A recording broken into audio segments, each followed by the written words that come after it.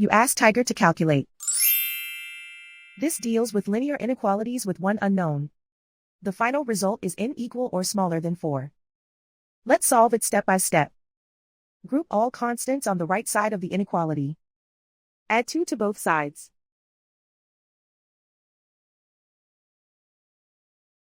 Simplify the arithmetic.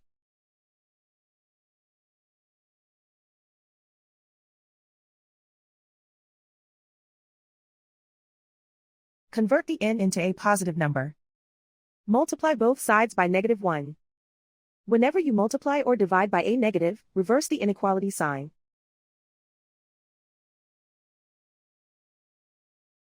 Remove the ones.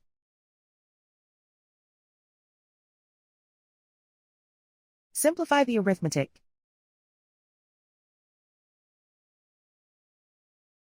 Plot the solution on a coordinate grid. And so the final result is n equal or smaller than 4.